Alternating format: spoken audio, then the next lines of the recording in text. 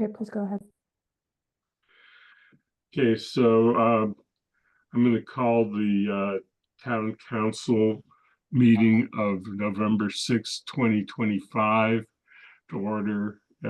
This is the Town Council and Outreach Committee of the Town Council, and it's now 10 a.m.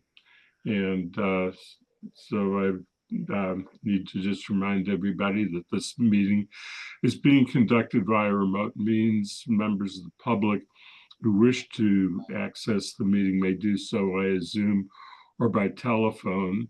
And we have made every effort possible to make sure that members of the public can be fully involved in real time in watching the meeting.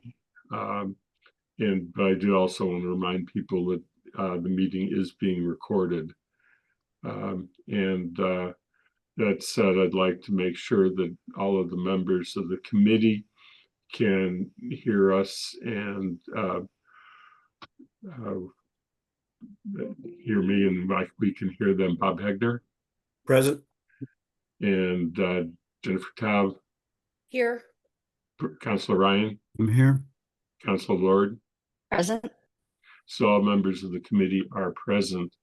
And I want to welcome, since there you see them on the screen, Michael Gallo O'Connell, who's the facilities director for the schools, and Chief Ting. We're going to quickly see if there's any public comment to offer. We're hoping that the chair, Councilor Shane, who's chair of the elementary school building committee and has expressed concerns about one of the major issue of the day, can be present. And we had Guilford Mooring had said that he would be here as superintendent of public works. So let's just see right now if there's any members of the public who wish to make public comment. And I see that there's one person, I think it's Mr. Anderson, would like to come into the room, so please bring him in. Good morning. Welcome, and please feel free to make public comment about anything that is within the jurisdiction of the Town Services and Outreach Committee. It does not have to necessarily be related to today's agenda, but why don't you share for a few minutes what you're thinking about. But first, introduce yourself with your name and at least the district you live in. Yeah, Jeremy Anderson, 34 High Point Drive in Amherst. Thank you all so much for the opportunity to talk about safety at the schools. My comment is about the Fort River intersection, but also about traffic safety in our community at large. And I prepared something, so I apologize if it sounds written. I just wanted to make sure I got thoughts out there. So I wanted to start off by saying thank you to all the town council members who came out to cheer students from across Amherst as they participated in the Fall International Walk, Bike, and Roll to School event last month. I'd also like to thank Chief Ting and APD for providing safety escorts for those students. In total, we had 138 students who registered for the event, but we had many more who participated, along with their family members, caregivers, and supporters from the community at large, who are dedicated to promoting outdoor education and making our streets safer for children and all members of our community. Unfortunately, and despite the turnout, most groups that participate need to have escorts from APD because the roads leading to the respective schools are unsafe for walking, biking, or rolling.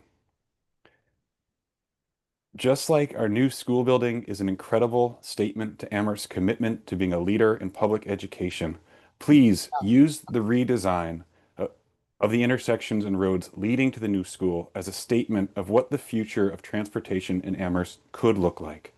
One that equally prioritizes walking, biking, rolling, public transportation, and not just private automobiles. This redesign needs to include ADA compliant sidewalks. It needs to include separate and protected bike lanes, and it needs to include lowered speeds past our school throughout the day. A redesign will cost money, but thankfully there's money available from the state and from the federal government if it chooses to open up again, that Amherst could use through the Safe Routes to School program. Currently, we do not qualify for these funds at this time because we have not submitted a complete streets level 2 priority plan to Mass DOT, and we have not finalized the bicycle and pedestrian plan. I know that these are on the town manager's evaluations, which were just discussed, but please prioritize these submissions as soon as possible so we can build and fix our roads and make them safe for children and all members of our community. I wanted to say there are other things that we can be doing while we wait for these to be submitted. And some of these are low to no cost, and the town council, as keepers of the public way, could be pursuing them. First, we need to post school zone signs at our middle and high schools. These were approved by the town council and yet have yet to be posted. Talking with the Safe Routes to School coordinator, there's no reason that they can't be signs purchased from any supplier, including Amazon, that could be posted as soon as possible to keep our middle school and our high school students safe. We can change the timing of the school zones at all of our public schools. The Safe Routes to School program recommends that they be active throughout the entire normal school day, and that this includes regular school-sponsored before and after care programs, rather than the hour at the start of the day and the hour at the end of the day that they're currently active. They recommend this to give law enforcement officers more flexibility to pursue traffic violations and to keep our roads safe for all community members. And they say that fatigue is not an issue in national studies when it comes to school zones. We could have the DPW install the dynamic Your Speed signs that were approved by the JCPC in the FY26 budget. I don't understand why those have not been installed yet. We can also use other communities as models. Somerville, for example, used the 20-mile-per-hour safety zone statute that the town council in Amherst approved last year to establish 20 miles an hour throughout their entire community. That's something that we can do with justification and with the pursuit of the town council. We could also use the townwide 25-mile-per-hour speed limit ordinance to identify densely populated neighborhoods and lower speed limits in areas that might not qualify for safety zones. A final thing is we can paint median lines on all of our roads. Many of the roads in Amherst lack proper lines, and this creates luxury lanes that allows people to drive far too fast and far too recklessly. Finally, please prioritize the safety of our children, submit the complete streets level 2 priority plan to Mass DOT, and finalize the bicycle and pedestrian plan this year, hopefully, and use the redesign of the new school system to promote multimodal transportation for generations to come. Thank you for taking my comment. Thank you, Jeremy. So I see no one else has requested to participate in public comment. Dina, have you been able to find out about what's up with Guilford? I haven't heard back yet.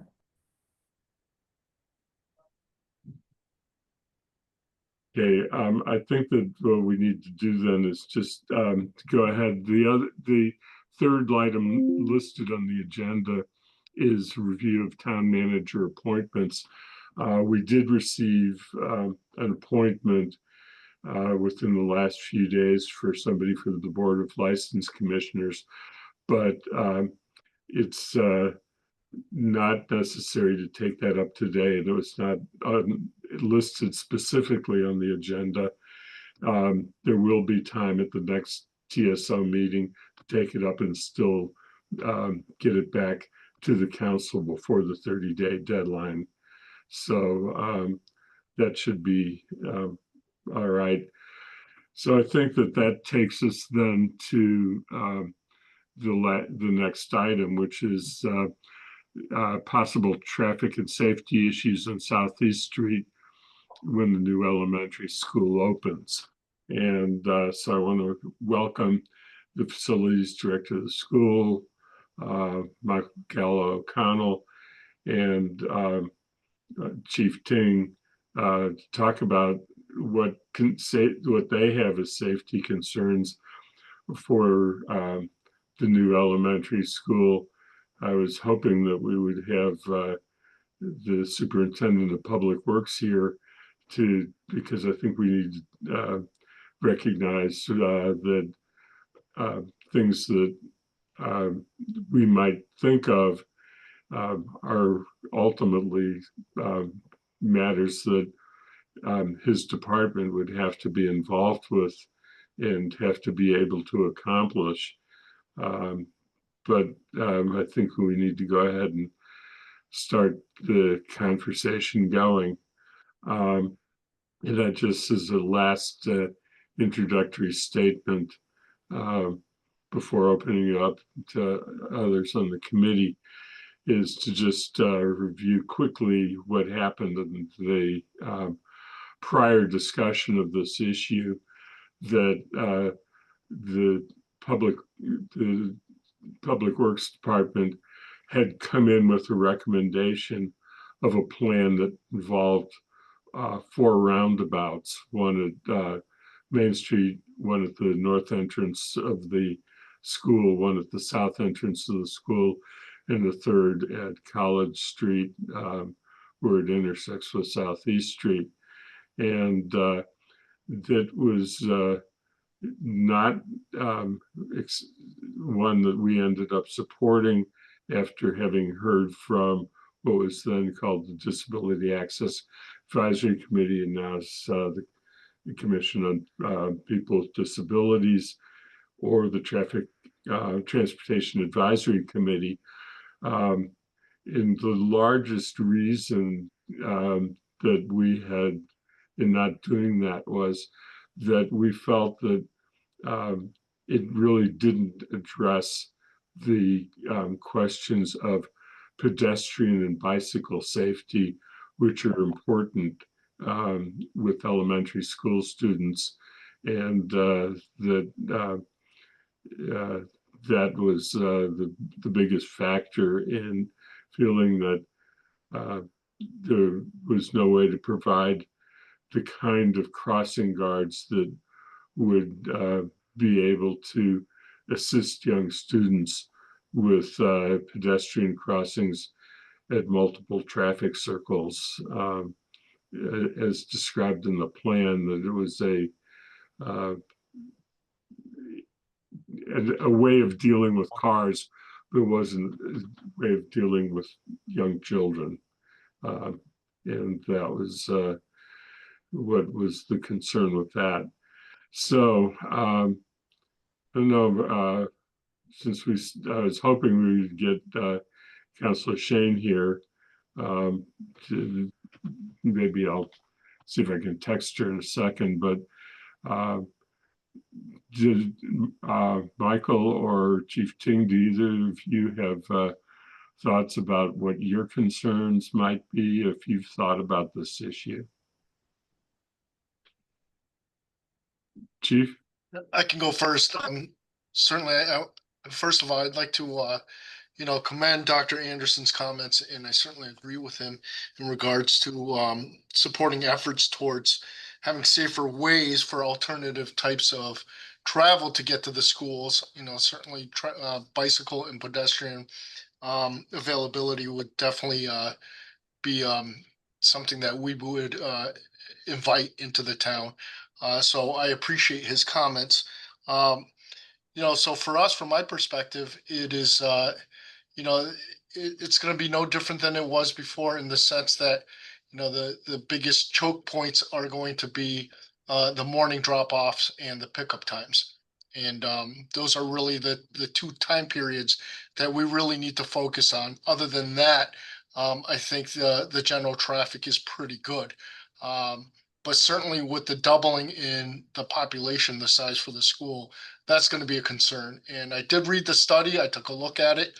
There was a recommendation potentially for a roundabout, and I think that would probably work out well.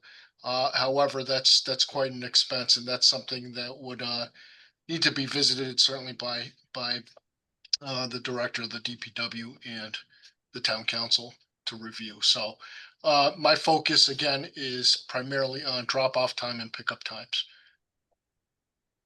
Right, and then you were saying about the traffic circle, what were your, all 4 traffic circles, or how? The one that I was most interested in is the traffic circle that's on Main Street to Southeast Street. That's closest to the exit of the current exit and entranceway to Fort River. I think that would alleviate a lot of the headaches that that we'll potentially have with the traffic in that area during drop off and pickup times.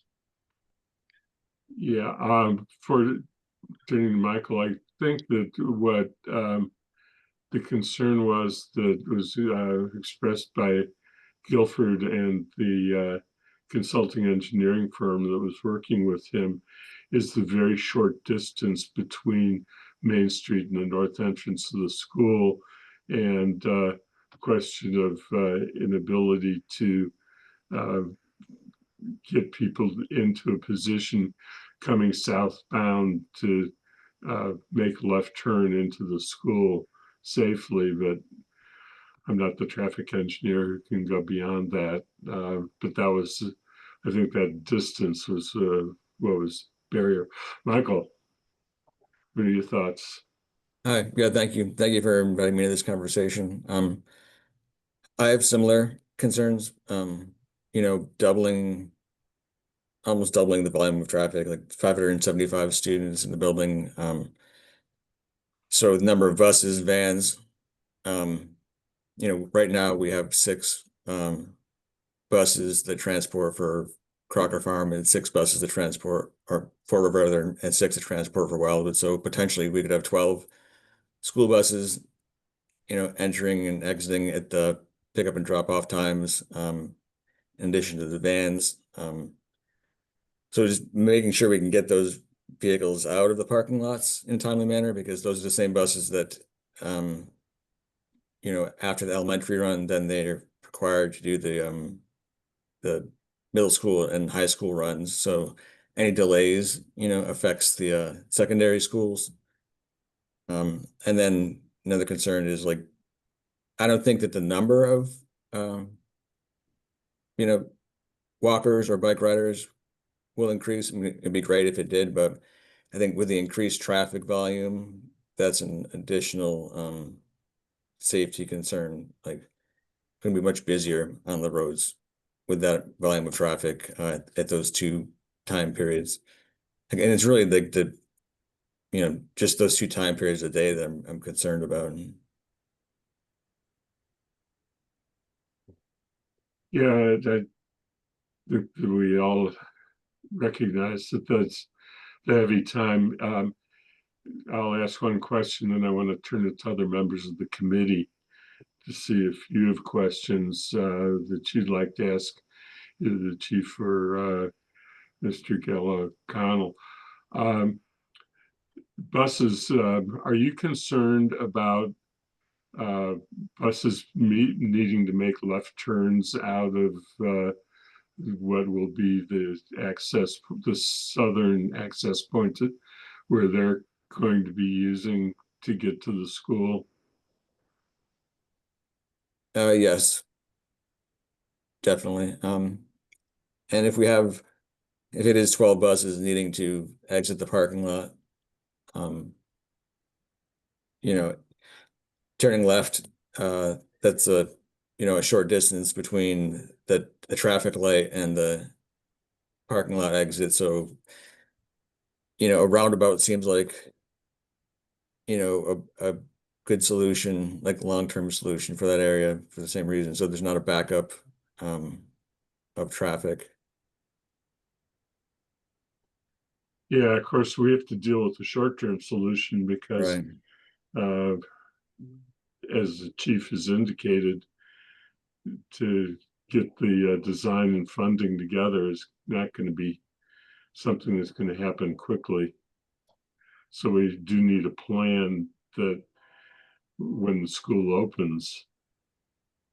Mm.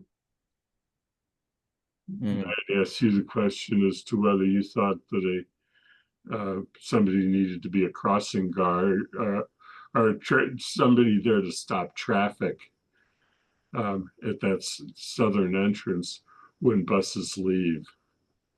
And have you given any more thought to that? I mean, I think that that would be helpful, but I think that we'll, I think right now we have 4 buses that turn left out of the parking lot. So if that's potentially 6 or 7 buses, with the light, I'm not exactly sure of the distance between that exit and the light, but they can be back up at that point for like any buses turning left, which I think that I think right now that it's just 2 lanes, like one coming in, one coming out for that exit. So there's not a right turn lane. So if there is a backup, it's going to affect, all the buses, not just the buses that are turning left.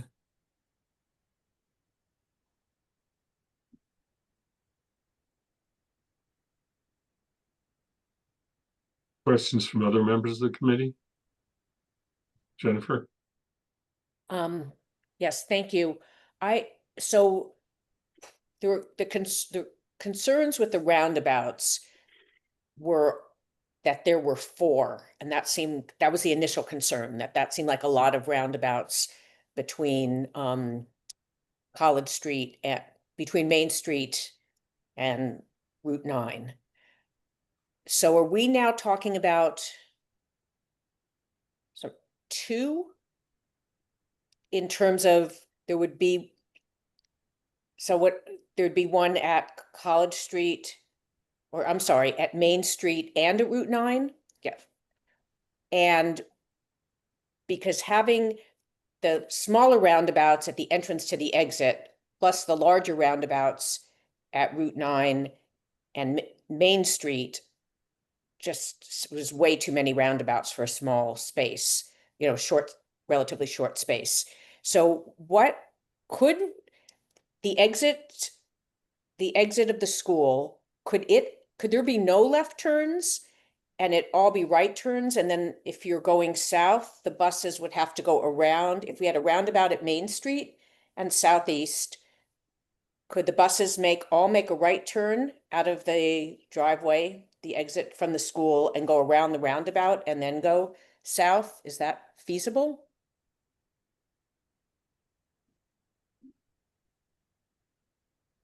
Since it's sounding like a left-hand turn without the mini roundabout right at the exit is going to be difficult. I can try to answer that. It's potentially feasible. I mean, it would slow down those buses a little bit. I mean, it's a pretty tight schedule. But I mean, yeah, it would increase the amount of traffic going in that direction, but potentially that could be a solution. Not having a left turn there. And then my last, again, the other concern was from like the Disability Access Commission representatives, and I guess TAC, of the roundabouts not being the best solution for pedestrians. So I guess that sort of brings us back to where we've always been, but how do we resolve all of this?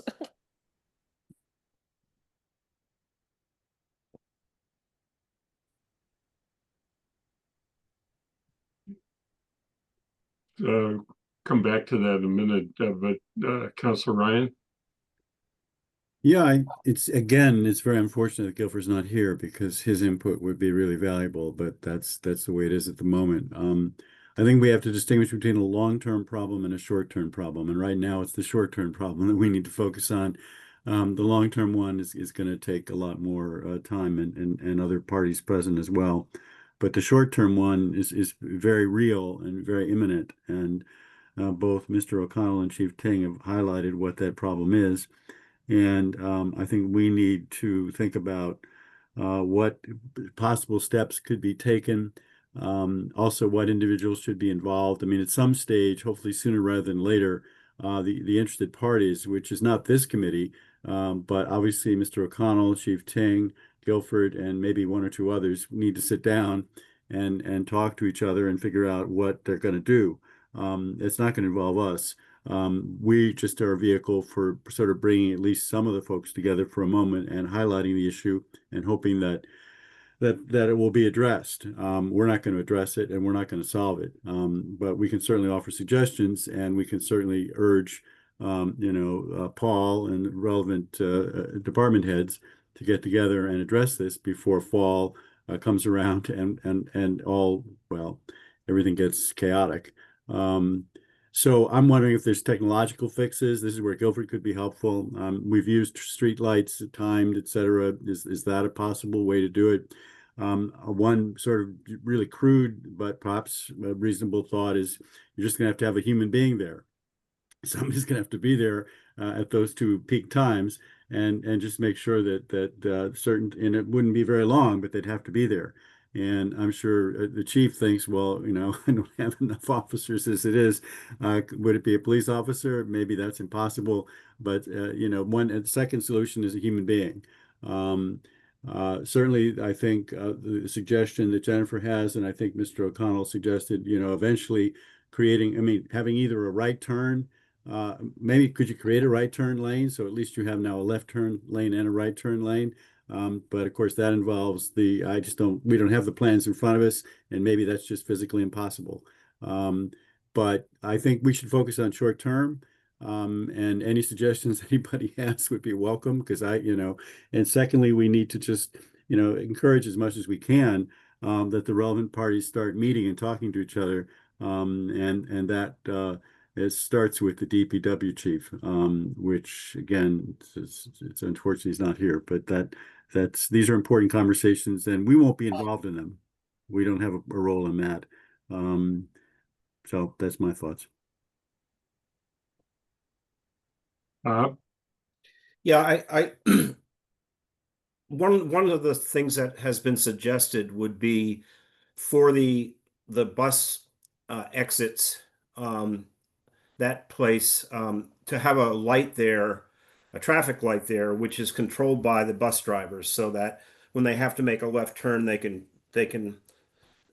signal to the traffic light to go red on the north-south traffic, the stuff on East Street. That's one possible short-term solution. I don't know if it's feasible or not, because I know College Street, to get down to College Street is pretty tight. And if there's any traffic that's built up there, you'd have to somehow coordinate the traffic lights on College Street and Southeast. But in terms of making it safer for bikers, we discovered that there's a cut through from Pelham Road into the school that seems to be out of not in good shape, but that seems to be would be a great place to, if we could improve that and make it work again, that students could funnel from the Echo Hill area and even perhaps from further up Main Street. That might be another way to ease things. And then I'm concerned about it over the longer term as we develop those areas on the Belchertown Road and the old school. We're going to have a lot of kids that are going to be school-age kids going into Fort River from those areas. And we need to figure out somehow getting them across the common safely. And then we had talked about possibly a route from the Belchertown Road development into the school. It would require a bridge, apparently, of some sort. But again, that's more of a long-term solution. but I think we should be considering, how kids can go safely to the school through places like that.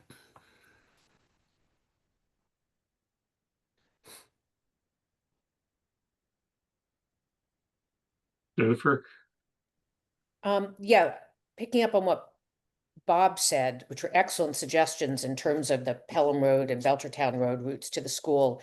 If we were, and as Dr. Anderson urged us to complete and submit the second part of this Safe Streets to School application, could that provide the funding to make the Pelham Road access and the Belchertown Road access, to bring them up to where they need to be viable ways to get to school? I mean, that's just a question. Like, I don't know what the timing is of that process. I think that what it was is that there's a state grant program called the Safe Routes to Schools Right. grants.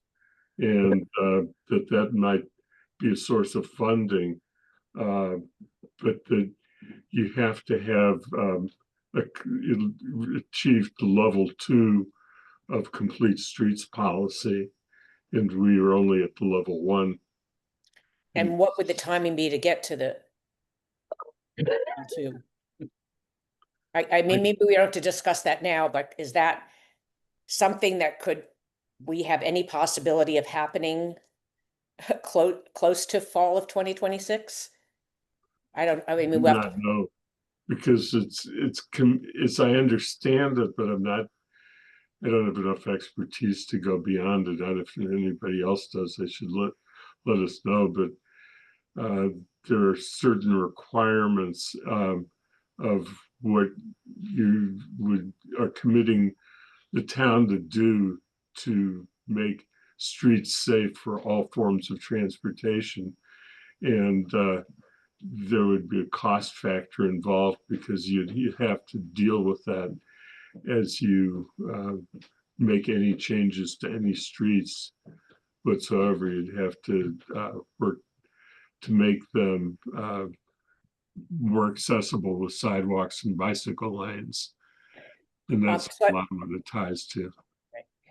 So I have another question. I mean, it sounds like from a traffic flow that roundabouts, everyone seems to agree, who's a traffic flow expert, that would help. But if roundabouts are not deemed to be real, the safest strategy for pedestrians and bikers, will having a roundabout cause us to be ineligible for the Safe Streets level 2 designation? I'm just asking because I really don't know. Don't know how that works. Does Dr. Anderson know? I don't know if you, I know we're finished with public comment, but oh. If I could just chime in, I think that's probably an engineering design issue in terms of creating, adequate sidewalks and lanes for bicycles and pedestrians. Unfortunately, I'm not an engineer, so I couldn't really say. But that's my guess, is that they probably could be mitigated, but it's difficult because there's only so much space in that particular area. So I think that would be a challenge. Thank you. And again, the Traffic and Parking Commission will be addressing this once they're formed. It'll come out of TSO. Well, what my thought was is that as of after today's discussion, which is going to, limited by Guilford not being here, we would move this into what's known as the carryover memo. And the carryover memo should say this should be transferred to the Transportation and Parking Commission. And if it's created, which is a council decision, if the council doesn't make that decision, then it would have to come back and continue within TSO. Councilor Ryan? So I was the one who actually pushed for having the complete streets level 2 priority plan and finalizing the bike and pedestrian plan in the manager's goals document. And for those of you who've made it through the 34 pages of his self-evaluation, somewhere in there you will discover that, of course, there has been no progress on that, and that's all that is said. I also know that there's been pushback from Guilford on at least the Complete Streets Level 2 priority plan. And again, it's unfortunate he's not here because I can't really speak for him, but he has raised some concerns about it. And only he hope that it will be in the goals that we will form for the next year. As far as finalizing the bike and pedestrian plan, that's certainly something that TPC can take up. So assuming that's created, that would be something they could turn to, and I hope they will. But again, I guess my thought is, again, short term, what do Chief Ting and what do Mr. O'Connell think about any possible short-term steps that could be taken? Or is it more a matter of having the relevant parties get together and start brainstorming? We've had some good suggestions from Bob about things that could be done. Whether those are possible or in the next, by the fall, I don't know. Whether they'd address the issue, I don't know. But I think it's the short-term issue at the moment that we really need to draw attention to and seek what next steps would be.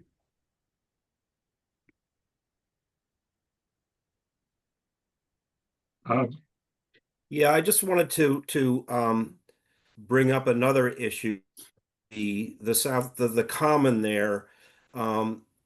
As I recall, the original plan submitted by Guilford was deliberately did not impinge on the current common, and I just think we should look at everything, every possibility, even if it means we might need to take some of the common and convert it to a sidewalk or a roadway. So I would just think that if we're looking for a long-term solution, we should consider that. We may decide not to do it that way, but or the council may decide not to do it that way, but I think it should be considered. I think that we did say that we would be willing to consider it, how much of the common, but we had talked about whether there would be anything that would widen the street, create an extra lane, which is what Guilford had said previously was necessary in order to take care of some of the things without going to roundabouts. You have to make the street wider so that there'd be an extra turn lane or merge lane. Michael? I think that a short-term solution is going to have to require either a traffic light at the entrance, the south entrance, or a person at those 2 times, and then coordination of the traffic lights on the Belchertown Road light and the probably the other the Main Street light as well, just so those 2 time periods a day traffic can flow out of the parking lot. I mean, and that's that's our quick fix. I'm not sure how sustainable it would be to have a person at both those locations for us or for the police department. But that is to me, it seems like an emergency, solution until we, can work out a longer term plan. And if there are roundabouts in those internal areas, I think that they would, they'd have to accommodate school buses. So I think it would require, taking part of the common to accommodate that. Yeah. I think that, for the short term, and certainly, is going to require some more brainstorming, and to think about different options. Uh, off the top of my head, when this construction first started, we did have police officers that were at the entrance to try and figure out how to mitigate the traffic issues because we weren't quite sure what it would look like. So we did have officers there, but I can tell you this: that's something that's not sustainable due to our staffing levels, and certainly there's contractual issues in terms of having officers out there and cost analysis that would it would be very expensive to have an officer out there if we were to hire somebody there to be there every single morning Mhm. and afternoon. So that to me is just not sustainable. Certainly, I think that would be the easy fix to have some type of traffic guard out there. Again, that's another option that the schools might want to take a look at in terms of having a traffic person out there. But again, I think this is going to take a little more brainstorming to try and figure it out. So Guilford, you're not here?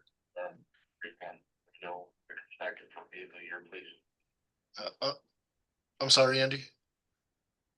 I think that It's like Guilford has is coming to the joined us. meeting. Yeah. Guilford, we've been having a fairly extensive discussion about um, some of it is focused on long term, but we're trying to really get into what are the short term things that can be done when the school is open. Because a lot of the plans that we've talked about in the past are not going to be, even if we went that direction, would not be completed. There were several other issues that came up that you might be able to help with, and I'll just mention one of them, but it's not something we have to hit as the first thing, and that is during public comment, the public commenter talked about safe routes to school funds being available to help us, but that requires that we move to level 2 of the complete streets.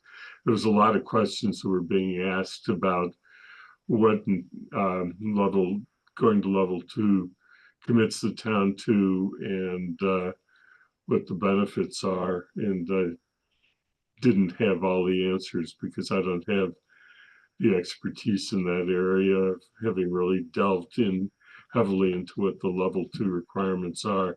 I think you might have done a little bit more work with that. So that's kind of where we were.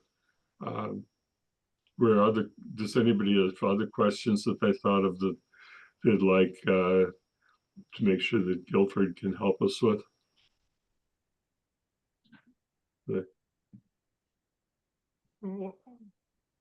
Yeah, George, and then Well, I don't want to, we're going to dump on him a whole bunch of things. Maybe we should wait and focus first on what's in front of us. But I will mention, having said that, I will not dump on him. We did have the issue raised about the school zones at the middle school and the high school and the desire to have that done and a question as to why that hasn't happened yet. that came out of public comment. Yeah, I know, but I think it's a question I would have asked anyway. So anyway, there's those kinds of questions, but maybe we should just focus for the time on this issue of the school and how we're short-term solutions to the challenge.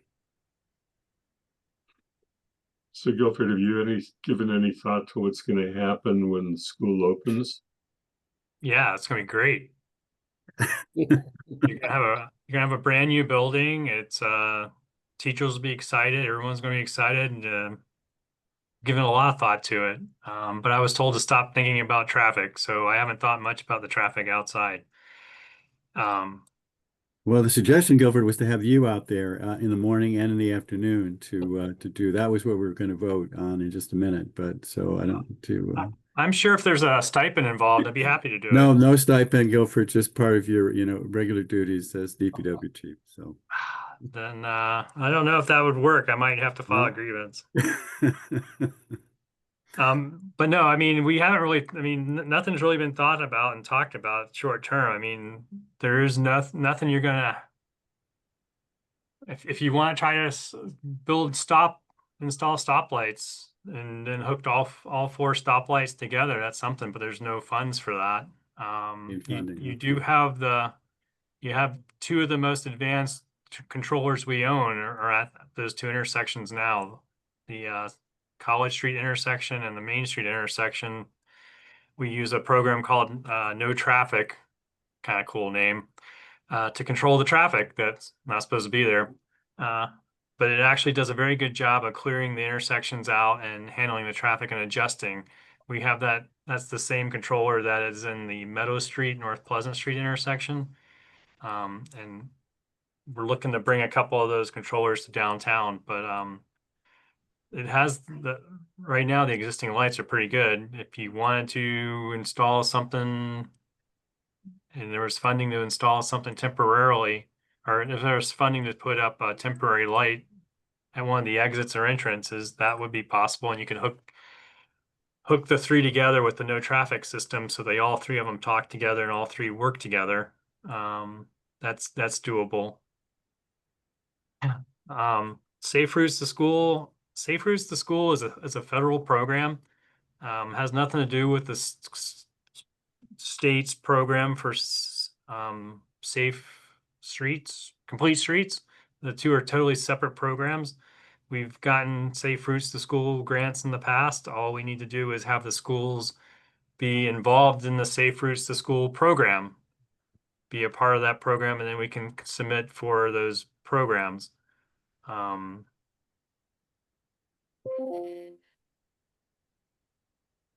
What kind of funding are we talking about is enough to help us address some of the things that you envision as being important to solve this problem? I mean, we stopped looking at this when we were told there was no funding to move forward with analysis and stuff. So we have not really done anything with this. It's been sitting on the shelf and we have not looked at it since then. If we want to dust it off and start looking at things, we could, but we have not really looked at it at all. We've moved on to other things. Chief? Yeah, my apologies. I don't mean to cut out short. I do have an 11 o'clock that I have to attend to. I'm certainly open to any type of future meetings on this for brainstorming. So I apologize that I have to leave early. I thank everyone for their time. Thank you, Thank you, Chief. Chief. Well, thank you for being here. Bye, everyone. George? That's So right. Guilford, what I'm sort of hearing is that the current situation, you have a fairly sophisticated system in place that we've paid for. So there's no funding involved there. That's working well. What Mr. O'Connell pointed out, as you know well, I'm sure, is that come fall, traffic volume will double, most likely, certainly bus traffic, and probably, there'll be a lot more traffic. Do you think the current system that's in place could handle it? Or is your thought that, well, let's see what happens? In other words, you've got a system in place. It seems to be doing a decent job at the moment. And we're just going to have to play this by ear. In other words, fall comes and see if do you think the system can handle that increased traffic volume? Do you think that in addition to that, we should maybe look at a third piece of technology that could be coordinated with the two main streets? That's would require funding, as you've made clear, so we'd have to figure that out. What's your sort of thought? Should we just wait and see? Our original thought was to hire a consultant to do some more modeling for us and come up with answers. The initial review they did showed that the intersections are not going to function very well. They're going to degrade in abilities. And then we were told, well, we'll just wait and see what happens after school opens. And that's where that's where it was left.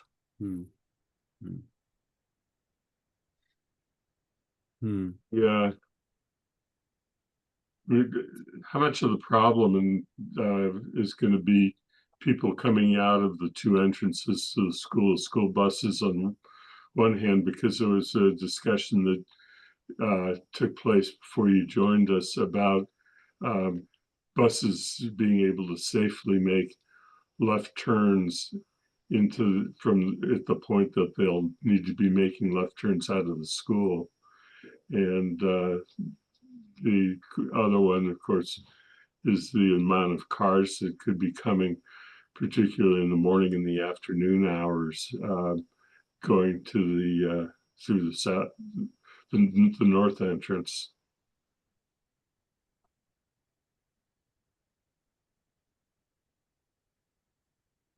Which, Yeah, I agree, and I was trying to find the study we just had. Just trying to pull up the study we had done. So the study made it clear that when this fall comes around, it's going to be a mess. And it's not clear that the current system that's in place will be able to handle it. I don't know if the study spoke to that. Maybe it didn't even consider it, but it made it clear that it's going to be a problem. One suggestion that came up in our discussion before we got here, Guilford, was the idea of the drivers could control a light. There'd be some technological way that they could turn a red light to a green light, so they could at least get in and out. They could control the light. I don't know if that's a simple fix, if that's even a reasonable fix. But yeah, it's Well, control the two existing lights. I think just the light that would allow them to make to exit without having to just allow them to exit. Or maybe somebody can explain it better than I can. But that was a suggestion that was raised, but there was no one knew if that was even possible or a good idea.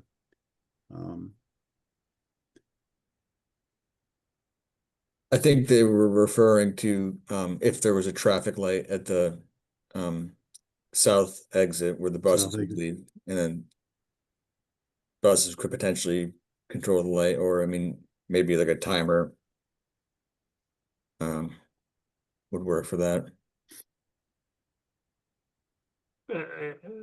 So, but you're putting in a new light, and then you're putting a control on that new light. Is what they were proposing.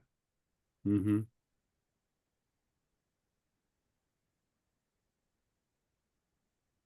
I mean,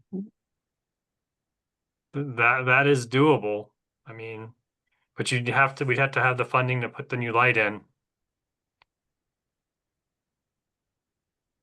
of course, the other possibility, I suppose, is since I don't know if this is what you were thinking about, if the buses could control the College Street light and keep so that cars wouldn't be coming up from the south, that would make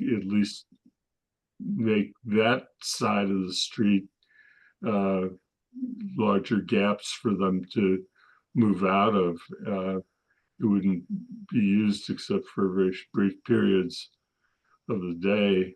But is that technologically possible?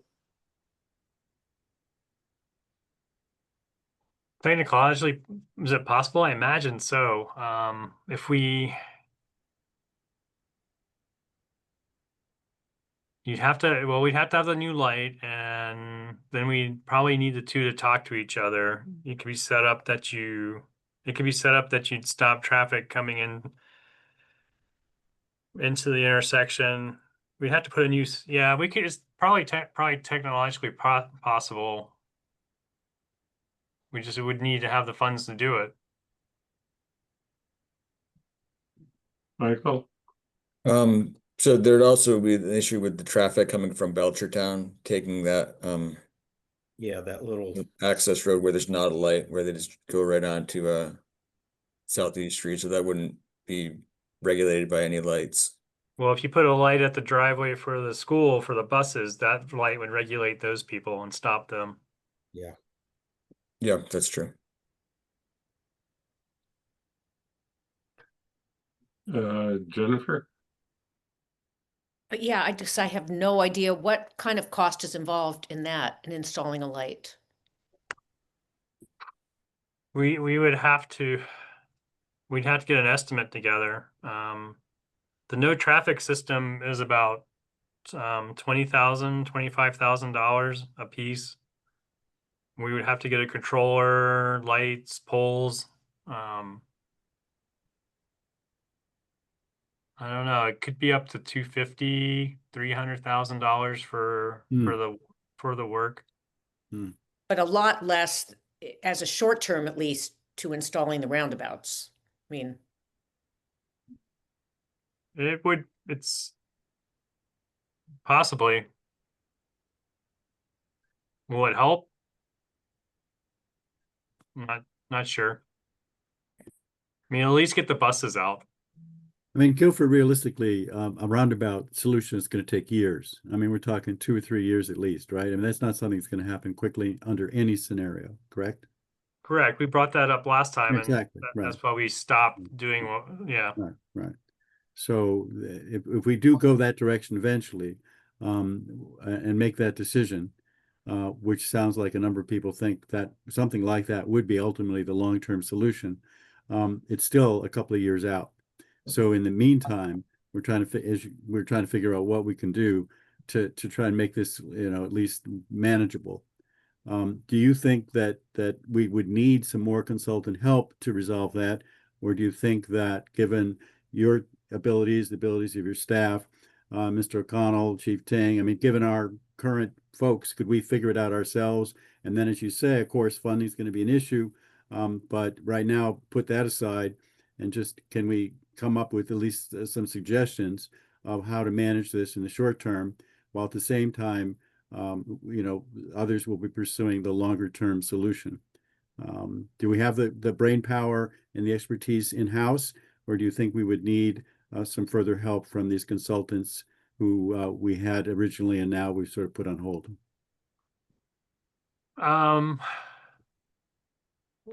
We would need some help from our equipment providers, what we would need if you want to try to do it this way.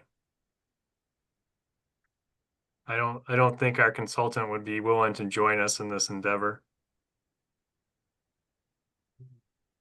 Because I think it's a bad idea, or because it's just not their cup of tea, or they just don't like us? I mean, why would they?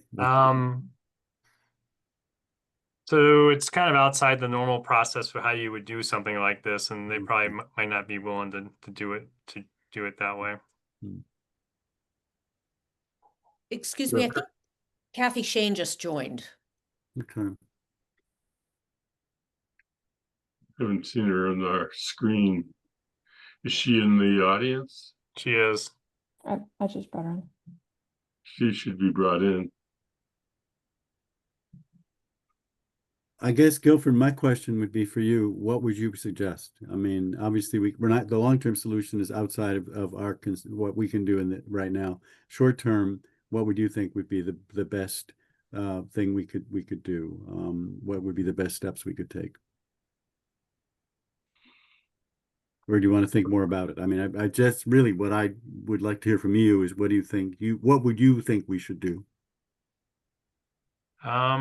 We really haven't thought much about putting a light there, so we would have to think a little bit through it. Okay. You do have to, the light definitely would have to talk to the other two lights. We'd have to set up some type of system where we clear out the buses and then let everybody go back to normal. It would have to be thought through a bit. Yeah, I mean, So your thought is that you guys would sit down and think this through, and then come back and offer a proposal, and with obviously funding needs attached to it. Is that what you're thinking? Is that if you were given the go ahead, or you could do it on your own, to sit down and think it through and then come forward with a proposal? Yeah. If we're told to go ahead, if we're told to think it through and come up with a way to help get the buses out of and it's just that one piece that we could probably figure it out and give you a cost estimate. yeah, I just want to point out that the buses are important, but the larger volume of vehicles will be the other entrance. They are. That's why we kind of looked at the whole corridor, and we were looking at doing things in the whole corridor. But that is, even if you don't choose the roundabout option and you choose you want to put traffic lights at each of the driveways, and then widen the roads to accommodate the turning traffic, that's years out too. So that's why that was one of the other options people brought up. So if you want, this would be a, I mean, we would do something like we did at Meadow Street where we'd put in just wood poles and we would string the wire over a span wire. And, yeah, because that actually has a no traffic system there.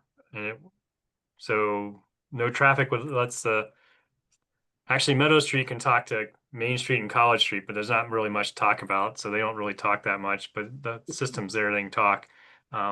If you want to, I can, at your next meeting, I can show you how the no traffic system works. And you'd have to have a no traffic system to go with the two that are existing so you can make everything talk to each other and clear things out. Yeah, you should recognize, Guilford, that we sort of saw this given the time of where the cycle of the council is that we would have an initial discussion today to try and outline some possibilities, and that depending upon what the council does in voting to create a transportation parking commission, it either would be referred to them as one of their top items. So when they convene, if Paul can get appointments done quickly, otherwise it has to come back to TSO in January when it's newly formed. Why don't Michael, what do you think? And then I wanted to hear from Kathy. I had a question about would a temporary traffic light be able to communicate with the existing traffic lights in that area? Yes, we would, well, I mean by temporary is it's not going to be big foundations with big metal poles. It'll be just wood poles that can be taken in and out when we decide what finally want to do. That's what I mean by temporary. Okay, but not like what was down at the school previously, right? Just the like mobile. No, not that. It would be, Okay. it'd be like what's at Meadow Street right now, which is just wood poles and span wires, and the traffic signals are on the span wire. Okay.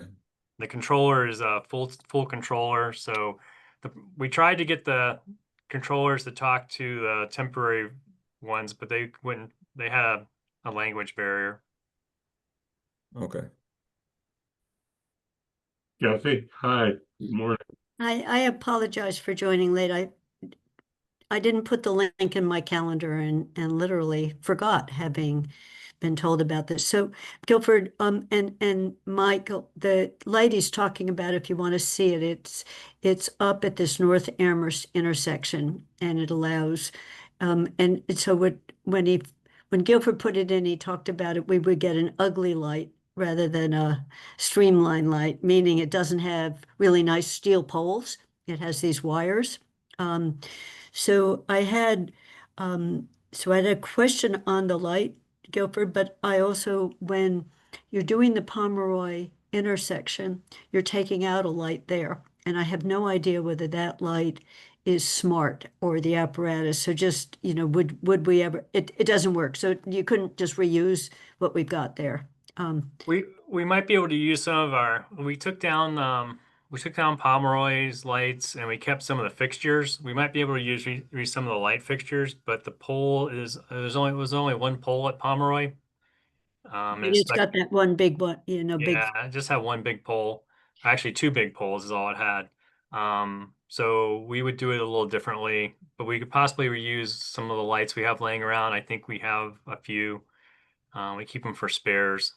But Okay. the controllers, we don't have a spare controller, and we don't have the spare no traffic system. So what I was thinking about in terms of getting the price as low as possible, if this isn't going to be super long term, just for a few years, when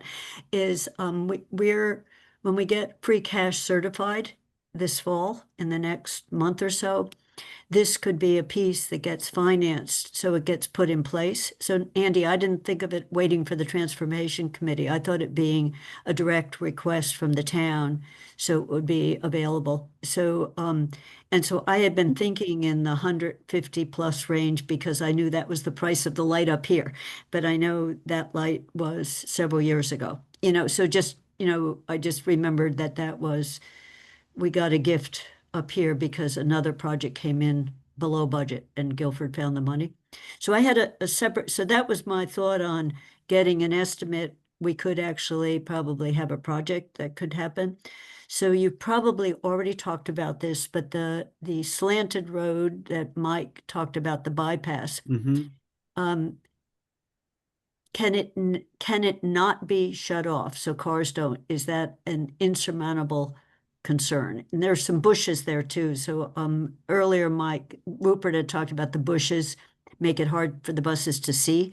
So, so either shutting it off because it is so close to that entry.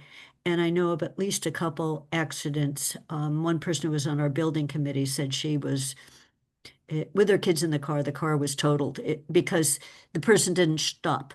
It was a turning in. So I didn't know whether we could do that. That was short term in terms of expense. And then when you said longer term, if we talked about widening the road or some other, there is grant money if we get our completes, whatever, we have to apply for one thing, but there is some else. So could we at least know whether widening the street in terms of, is it possible to take part of the green to make the street wider? Is it possible to take part of the public way when the cars leave by where the red office building is up at the north intersection? You had said that goes fairly deep during one of our school building. So if those were possible, would that be something that would ease the flow so it allows a turning lane similar to way over by the Big Y? And that extra lane works actually pretty well to get the through traffic in one direction and turners in the other. So it's a question of whether it's even possible, rather than what's the price to it and what we have to do. So that was my question on making the street 3 lanes to allow a turning lane for bus or cars.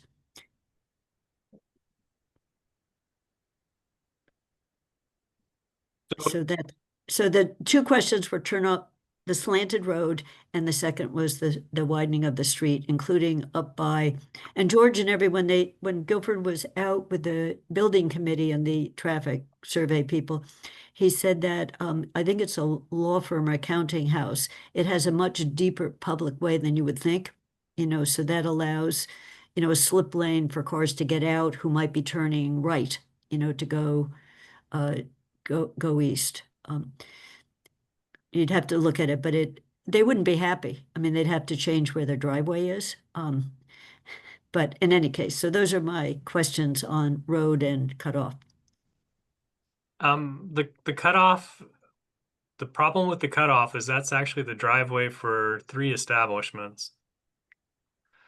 So we need to, or at least 2 establishments. It's the bank. It used to be the hotel, and I don't know what it's something else now. Apartments, I believe. Apartments, yeah. Yeah. So that's their driveway, and that's their only way to get to their driveway. And then there's a driveway to the bank that goes in that way as well. The bank is not as much of a problem, possibly, because it does loop around, and you could If just. it was closed off the driveway, they'd have to leave and go north. They'd have to go left to get out is the issue, right? Yeah. Yes, if Yeah. you close off the slip lane, the people in the apartments would have to turn left, come out, and then make a right or left turn at a funky intersection. Yeah. Okay. So that's the problem there. Mm-hmm. The road is, I mean, the public way is quite wide. It goes. It's actually it's quite wide. It's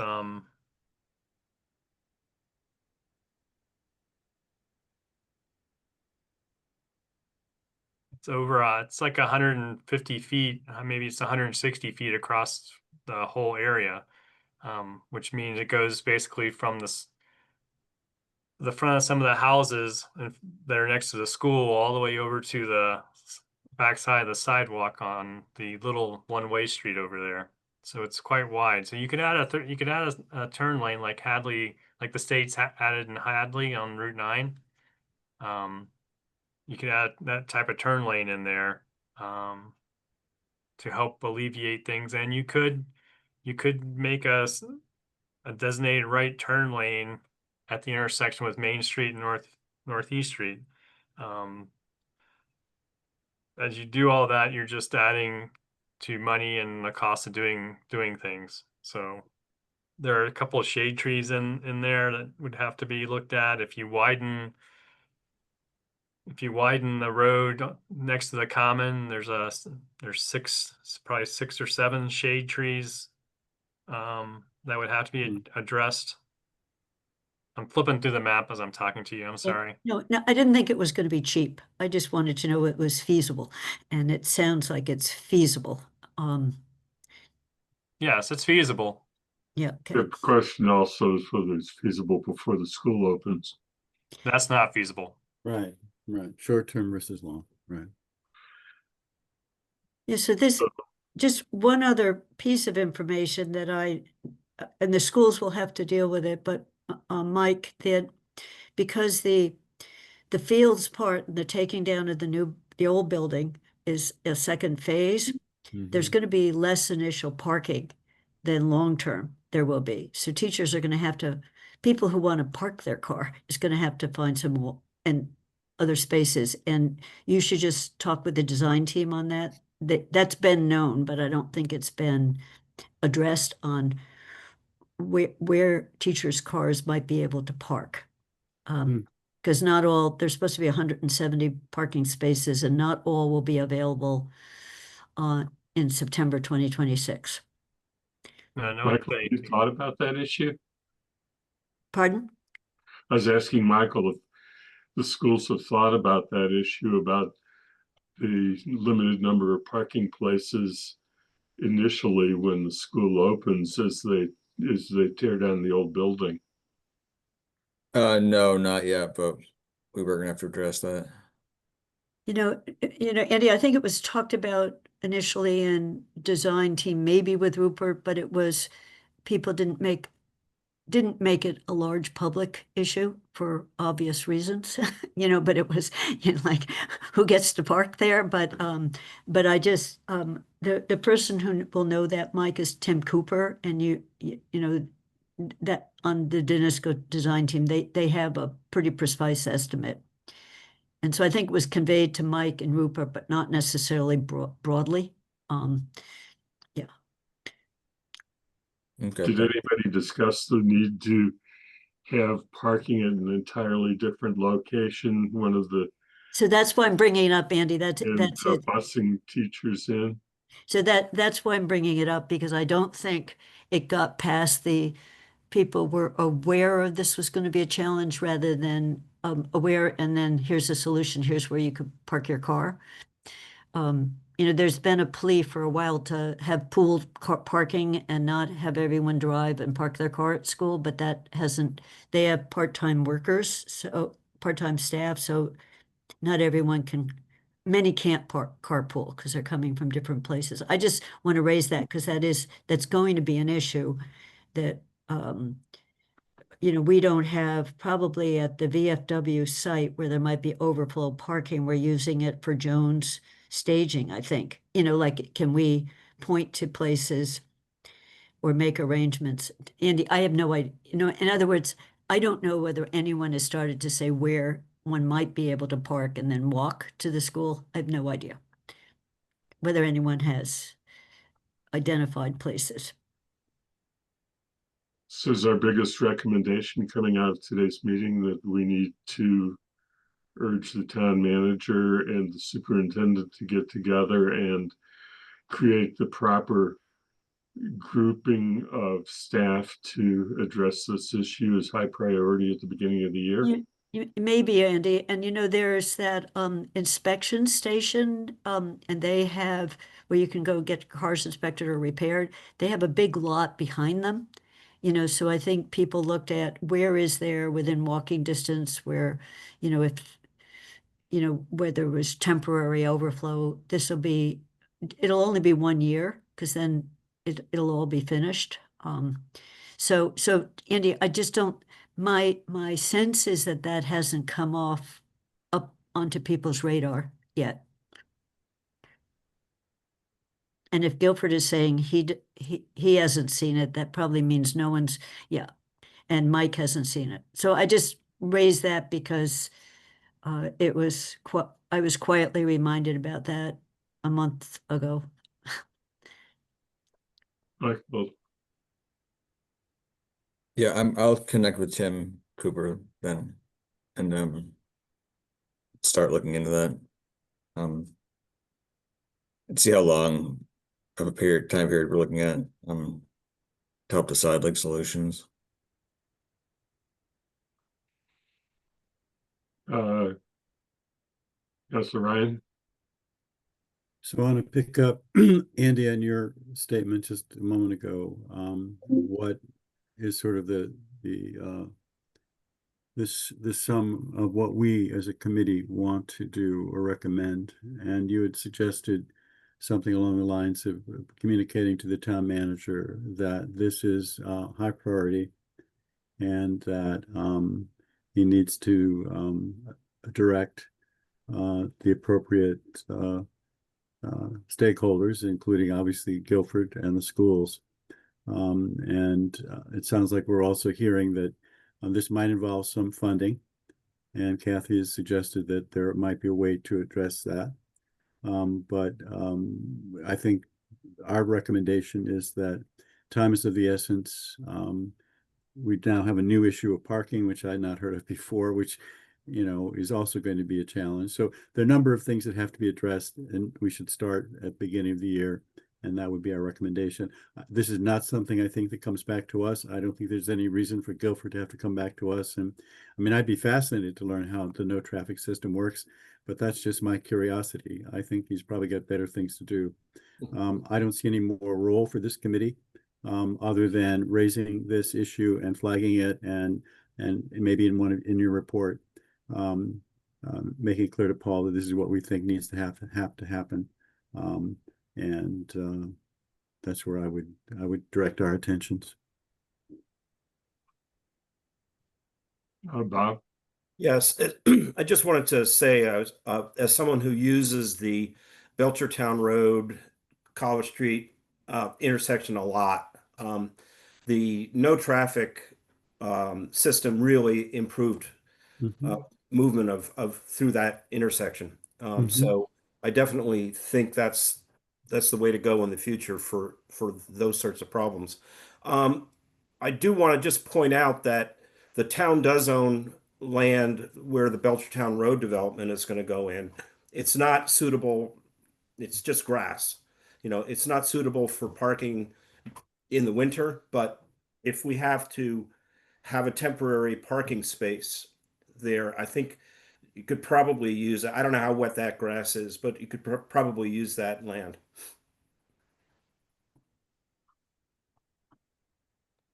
Jennifer? Yeah, I just wanted a little clarification on what George had just said. So if the recommendations, the experts truly are going to confer among themselves and develop a plan, at least a short-term plan, and it's not going to come back to TSO, is that because it will go to the new TPC, or will it just go directly to the council?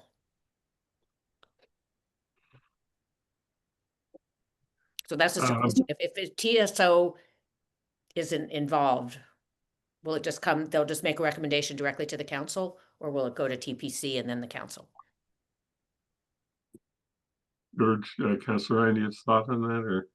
Well, no, that's a very good question. My thought is it goes to Paul, and Paul gets this started, and if it goes to anybody at that point, eventually comes back to the council in case if it needs funding. I don't really want to add yet another body to this. This is a very immediate, specific problem. They don't need to be brought up to speed on this. So I guess my initial thought is that we're just asking Paul to get started on this and to convene the appropriate parties. And if it comes back to anybody, it comes back to the council. Okay, thanks. It's my thought. I don't know what others think. Yeah, I'm somewhat in a similar place with the needs of planning for September. There isn't a lot of time. Right. And if the council approves creating the TPC in December, at that point, council isn't going to pick its 2 members until it's reformed in the new year. And Paul's not going to be able to pull together appointment of the public members until January or even February. I would be surprised if the DPC doesn't, it could be February or March before it has first meeting. And I don't think that we can wait for this process to talk of addressing the problem of what happens when the school opens. I think that needs to move more quickly, and that's what our recommendation should be, that Paul take ownership of the issue and recognize its priority.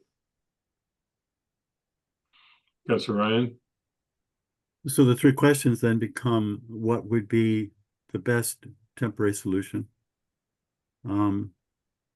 And that's what we're hoping Guilford and whoever he needs to get would come up with, proposal, working with perhaps Mr. O'Connell and the police, but whatever, just what's the best temporary solution? How much is it going to cost? And where are we going to find the money?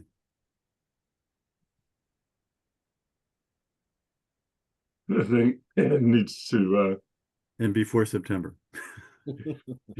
yeah, I know. Before September. Yeah, maybe even August, but yeah, right before September. Michael, does this sound like it would be a helpful approach from the school's perspective to get? Yeah, I think so. I think we need to have a solution for the. I'll find out what percentage of parking spaces aren't going to be available for how long. And then yeah, we'll need to have some kind of solution, obviously, preferably, yeah, before August, for the traffic flow in and out of the schools. So, right, the more support that we can get for that, the better.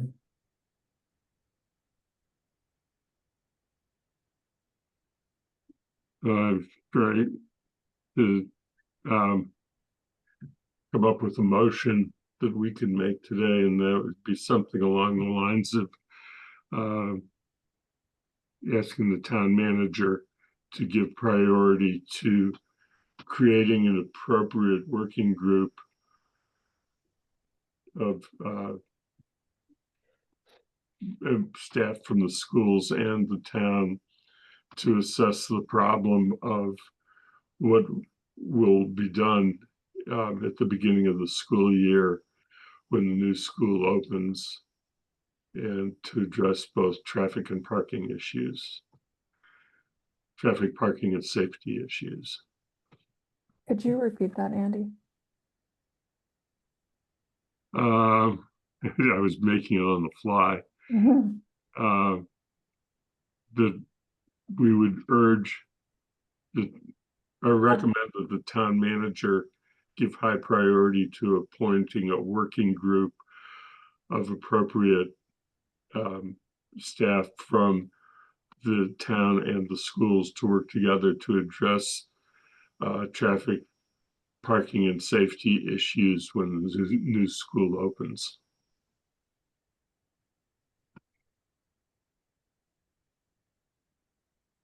Does that make sense, Athena? Yes. What may I ask? Just, I think that's good. I think that may be exactly what we want. Does it make any sense to focus in on, just to say, what we're looking for obviously is what is the best temporary solution? And we want to know how much it's going to cost.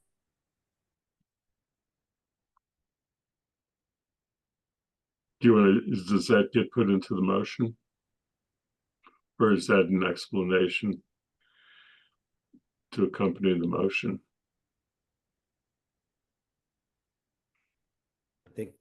I think George is frozen. Yeah, I guess he is. I would probably just leave the motion as simple as possible and put that in explanation to the motion. Yeah, I mean, I think it's very clear that we need a solution and we need to get a solution in place before the school opens. So, And this is going to take some time. It's not going to be something that happens instantly. So that we go forward. Councilor Ryan, what does you got frozen for a second? Yeah, sorry, I just had a communications thing. So Yeah, I what just we, wanted, yeah, go ahead.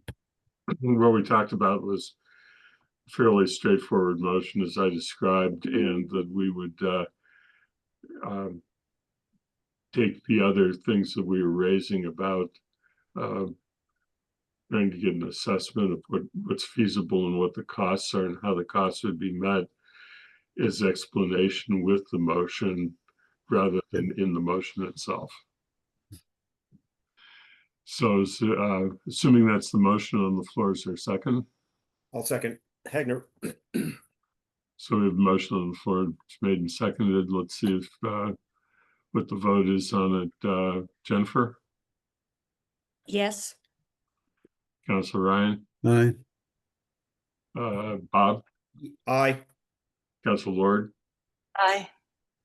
And I'm an aye. So it's unanimous. I'm sorry Michael, I hope that it was helpful to you to be here. It was certainly helpful for us to have you here. So thank you very much for taking the time, because I think that your perspective and your future participation are so important to the process.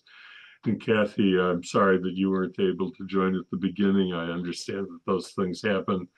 But I think that it might be useful for you to give some thought as to if Paul follows through with the recommendation of the committee, what the role of the elementary school building committee will be in offering its expertise and participation.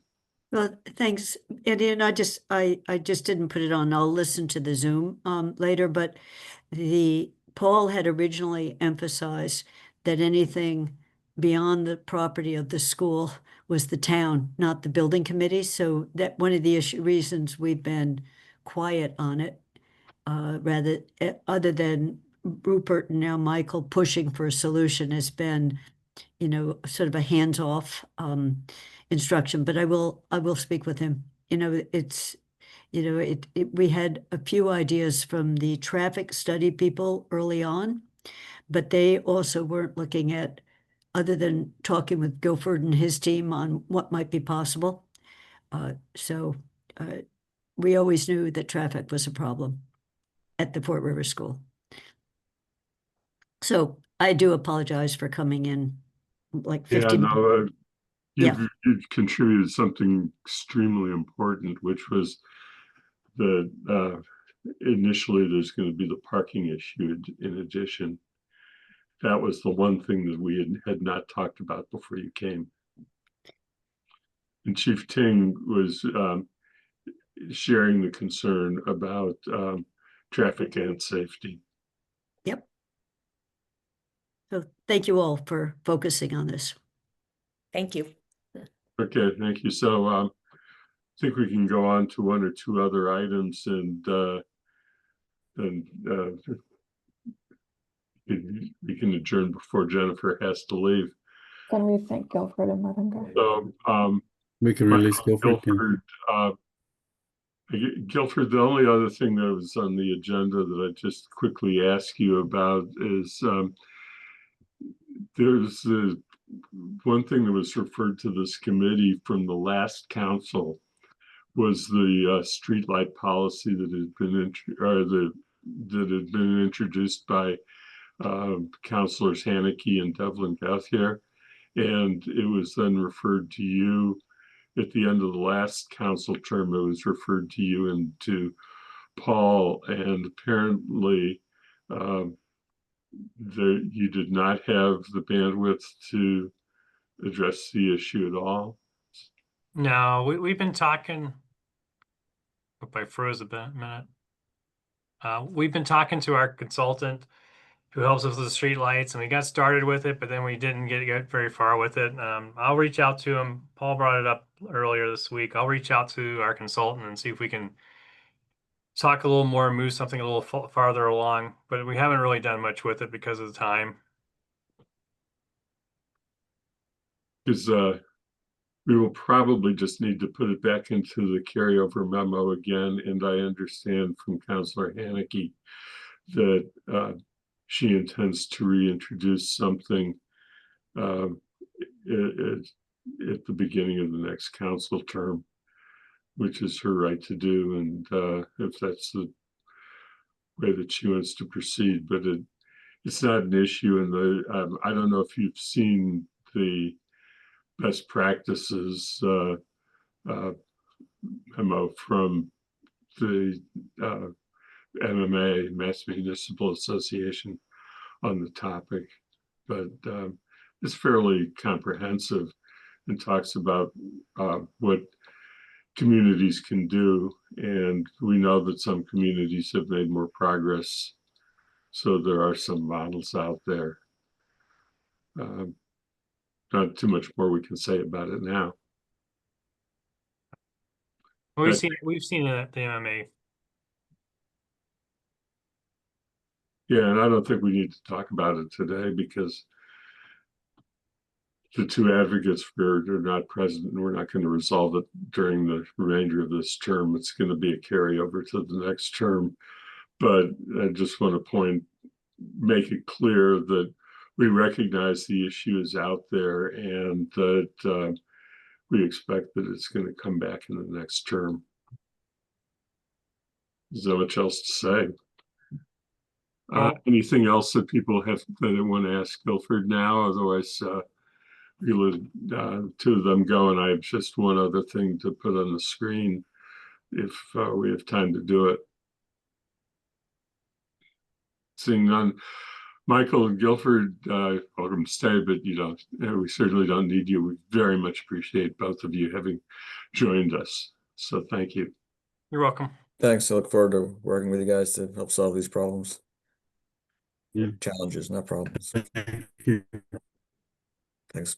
So the one thing that I wanted to share with you is one of the things that we had talked about is the rules of procedure. And if the Transportation and Parking Commission is created, what we would do on the question of referrals of measures when it comes to something from the Transportation and Parking Commission not going to TSO for further discussion. And what I had thought about was that the only way to do it was to add the section that you see in red at the bottom of the screen with the need to add a D to the parking I just noticed. But in any way, it would be a section. Actually, it's to another on this recommendation. Transportation Parking Commission, a recommendation from the Transportation Parking Commission is directed by the Town Council policy regarding the control and regulation of public ways that is accompanied by a written recommendation of the Town Council, which this is a bad sentence, which includes factual findings made in support pursuant to section C2 of the policy, will not be referred to the council committee. Something alike in that approach. I admit I wrote this late last night, which is why you're seeing so many errors in it. But I just wanted to put it out there to see if this is the kind of recommendation that we're thinking about in order to advance what we had been considering. Any comments other than spelling errors? Bob? Yeah, I just wanted to say that this was a concern that I was, I want to make sure we did not sort of go back, cycle through the committees. Once the TPC made a decision about something or a recommendation about something, that the town council would vote up or down on the recommendation. And so I think, if we could even add something like the town council will vote on this issue, and not refer it to a council, that would be to a council committee, that would be even stronger. But if you don't want to put that in there, then this is fine. Well, it seemed to me that I wanted to go back to the rules of procedure, and that the biggest problem is that you had to do something with the section that starts at the beginning about council may refer any measure to the council, town manager to have multiple bodies, which was like,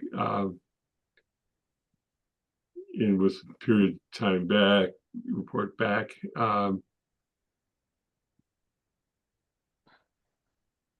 It really doesn't, it isn't, these are not issues that are going to be GOL issues because it's not a bylaw. I can ask Athena if you have any ideas on how to approach this problem of what to do with the rules. Yeah, please let us know. I think it could be problematic to prohibit referral to committees, because there could be something that comes from Exactly. Transportation and Parking Commission that needs a financial review. I think what you're trying to do is allow the council to vote on something without the need for a referral, but there could be a need for a referral.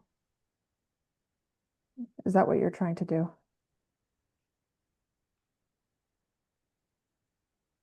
Well, the short-term things that are going to be referred directly to the town manager, town attorney's already added language. That's essentially subject to funding language. In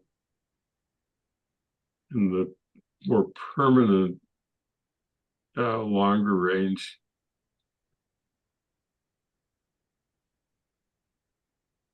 kinds of things, that's a good point. It seems a little odd to me that, I'm imagining that the TPC makes a recommendation to the council. If the town manager submits a funding request along with that recommendation, then the finance committee would in some cases be required to make a report on that before the council can act on it. So it just seems a little odd to me to try and prohibit referral when really you're trying to say TSO doesn't need to look at it if it's coming out of TPC. So you would say recommendation for without getting into the wording, to limit it to TSO. That if it needs to go to, it needs to have finance committee possibility. Councilor Ryan. I share Athena's concern about forbidding things in general, and that even applies to TSO. I wonder if we're overthinking this a bit. It's very clear in the policy document that we assume will be approved by the council that where things are supposed to go, and they're not going to TSO. We also will probably be revising the TSO charge and taking out certain things that so we wouldn't even be the relevant body, at least for specific things. And it's possible at some future date, the council might want to refer something to TSO or any other committee for any number of good reasons. So I think this isn't necessary. I appreciate the spirit in which it's being brought, but I think given Athena's point about telling the council what it can't do, not knowing what the future may bring, the fact that we have a very explicit policy document that lays out exactly where things are supposed to go, and we're going to change I assume we'll change the TSO charge. I think really, Andy, this isn't needed. It's my initial thought.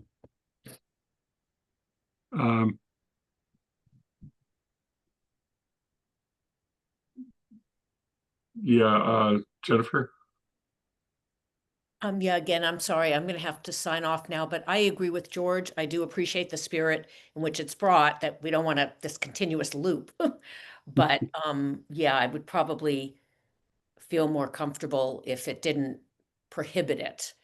So maybe we don't need that. I was just gonna say, I agree with George, but also, share the concern that Bob has, but, I think I would heed Athena's advice in this. So I'm sorry I have to sign off.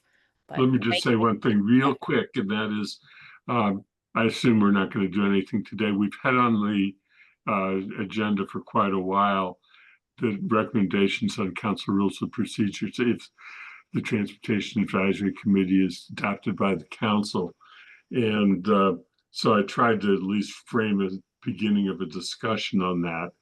If you have other ideas before our next meeting, otherwise we should vote at the next meeting that we are not making a recommendation on changes and just be done with it. Okay. So Thank you. thanks. Yeah. I think we're ready. Athena. Thank you. I think this concern could be addressed most easily by removing a bullet from the TSO charge that states review and make recommendations to the town council on measures related to public ways, including transportation and parking, public lands, and town facilities. So you could either remove that entire bullet or leave the town facilities.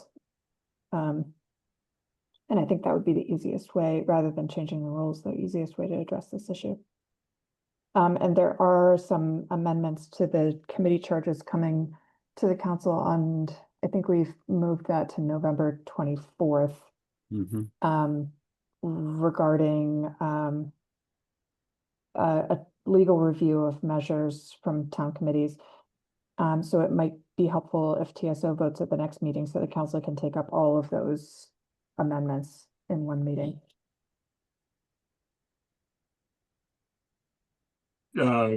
I think that Lynn had another suggestion when I raised that question with her, that the purposes of the changes that GOL was making was to do things like make the town attorney more accessible to committees when needed. So town attorney would be involved in an earlier stage, as we did fairly recently ourselves in this committee. In a further amendment regarding Transportation Parking Commission and how that affects TSO could really wait until next year. Because otherwise it would have to go back to GOL, and it's really getting very unfair to throw that on GOL at this late a date. Oh, I agree. I didn't imagine that needed review by GOL. I think you could at the next meeting recommend skipping the GOL review and just making that amendment. I wasn't suggesting that GOL look at that. So then we would have the whole question of the committee charge changes if TPC is created, handled as a separate matter from what's currently on the agenda. And that to happen in the next council. It's up to you if you want to make a recommendation to change the TSO, if you decide to make the recommendation that I suggested about the TSO charge. It's logical to me to bring that forward with the TPC since it will have 2 readings. George, you might help me remember if we left TPC on the next council agenda or if we move that to the 24th, but there will be 2 readings on Right. it. Right. And we haven't had the first one yet. So in my mind, it seems that there's enough time for TSO to make a recommendation about that change to the TSO charge and then put that together with the TPC charge and changes to the public way policy so that it's all done in one fell swoop. Okay, well, we'll carry this over to our next meeting. So at that point, is there anything else that we need to discuss today? Well, Andy, one item you had put on the agenda was just plans for a remainder of our current council term, future meeting schedule and agendas. And if we have time, I'd like to speak to that just briefly. Go ahead. Yeah, just and others may have other things they would like to add to the list, but I just keep it fresh in our minds that we are, at least I'm hoping that we can have a chance to talk to the consultant that is been hired for the waste hauler bylaw. So I'd like that to be not lost, if possible, between now and the end of our term, to see if Paul can arrange that, to have them come and we can speak to them. I know it's been a long time since we've thought about it, but I'd like to think that we would have a chance to talk to them before our term ends. I agree. Thank you very much for reminding me of that, because it has been on my mind too, that if we would need to add that. I think there's one thing that we may need to reevaluate, and I bring this up because it's something that you've raised before, which was meeting with the senior director and yes, yes. You know, the study that they've been doing. I think the question is whether that needs to wait till the next term. Mm-hmm. So, any thoughts on that quickly? Well, I think it's partly a question of, I'm sorry. Pardon you? Thought I was speaking over someone. Whether you had been urging us to meet with the new director of the senior services. Yes, I would like that. Yes, range of issues and including the study that they've just been conducting. Yes. Should that wait till the next term? That was the question. Yeah, I would like to do that, but it would be dependent on her availability and her feeling that she's had enough time to get her mind around her job, that she could have a constructive conversation. I got the feeling that she thought she could, but I would certainly ask you as chair to reach out to her and see if that's something she feels comfortable doing, assuming that the rest of the members of the committee would like to hear from her and her thoughts about what the senior centers can do, is doing, will do to address some of the issues raised in that report. And since the action would have to be taken in the next council, should it wait for the next TSO? I like to start the discussion, but that's just my personal preference. And if she says she's not ready, then that would settle it right there. But if she says she'd be willing and ready, I'd like to start the discussion and invite the public. I mean, part of what we do, I know we don't get many people to attend, but on certain issues we do. So I like to start discussion, but that's just me.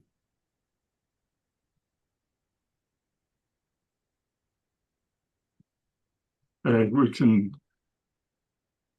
we'll put that in the possible discussion list, seeing what Mhm. our time is left, because we don't have that much time left. If you'd be willing to reach out to her, Andy, or I could do that, but if you'd just reach out to her and ask her if she's even available or interested, and if she feels like she's ready, that would be the first step.